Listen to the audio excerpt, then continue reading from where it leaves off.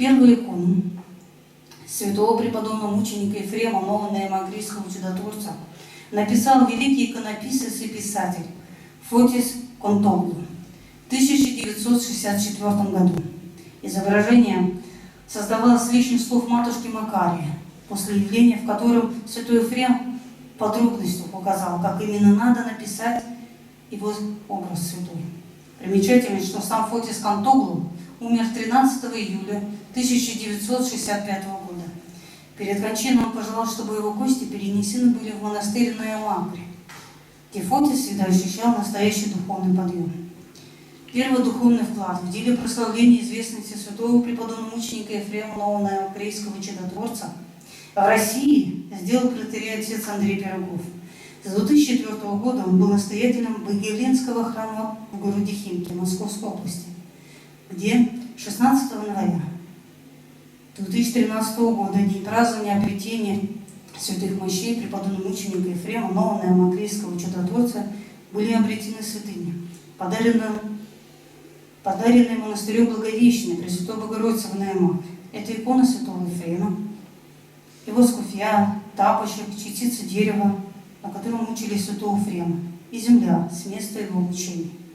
По благословению митрополита Ювеналия, Крутицкого и Коломенского, отец Андрей выпустил икону святого Ефрема и 2 книги на русском языке. Это текст Акафиста с кратким житием святого и канон святого Ефрема с приложением о чудесах, которые произошли в Греции. Все издавалось в красочном формате с фотографией монастыря святого Ефрема в Наимагре. Текст Акафиста и канон был переведен с оригинального греческого языка и состоит им является схемонах-генограф Герасим Микогеанонитис. Сам схемонах Герасим Микогеанонитис сочинялся на царские жития, церковные песнопения, занимался составлением и подготовкой к изданию каталога рукописей Кириакона соборного храма Скита Праведной Анны. Он сложил более 2000 песнопений, служб, молебнов, канонов, акафистов, кантаков, тропарей, величания, честь святых. Все его сочинения хранятся в библиотеке Малого Скита Святой Праведной Анны. Это 50 рукописных кодексов по 800 страниц каждый. Некоторые службы, сочиненные отцом Герасимом, вошли в состав печатных мнений, например, служба Покрова, Пресвятой Богородице, Святому Нектарию Егинскому, Святому Григорию Паламу. Отец Герасим, генограф, начал писать свои труды 23-летнего возраста. Он прожил на Афоне в саду Пресвятой Богородицы 70 лет и почил 7 декабря 1991 года. В России текст службы святому преподобному мученику Ефрему был написан и утвержден на заседании Священного Синода 25 августа 2022 года. Святой по милости Божией совершил уже много тысяч чудес для всех живущих в этом большом мире, кто ему молится с верой и любит его.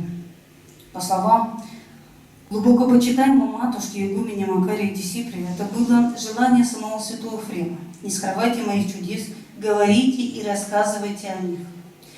Поэтому еще при жизни почтенной матушки игумени Макарии Дисиприи в 1999 году в Греции было собрано и выпущено 10 томов о чудесах и явлениях, которые происходили с первого дня сразу после обретения святых мощей преподобного мученика Ефрема, то есть с 3 января 1950 года.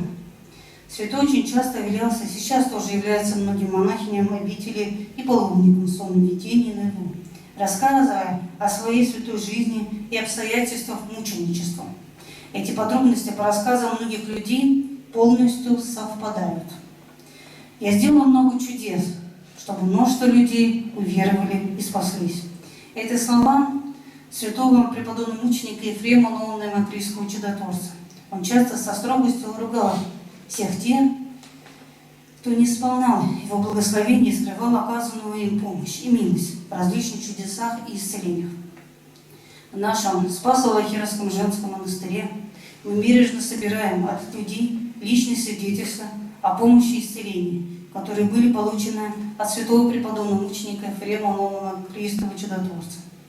За 1,5 года было собрано 60 таких свидетельств. В монастыре ведется тетрадь с чудесами, записанными собственноручно людьми. Также отдельно присылаются дополнительные письма. Много чудес произошло от тых икон и масла святого Ефрема, которые мы рассылаем в разные уголки мира. Много людей обращаются к нам. Среди них есть люди, которые еще не знают святого преподобного мученика Ефрема, и те, которые знают о нем и уже получили помощь. Они просят иконы, святое масло для прихожан храма и просто для своих родных и близких людей. Наш монастырь единственный в России, где все желающие могут приобрести иконы и масло от святого преподобного мученика Ефрема, Новомакрийского чудотворца, и также получить дар текста кафеса, молитвы и краткое житие. Поэтому понимаем эту великую ответственность перед Богом и Богородицей и самим святым преподобным мучеником Ефремом.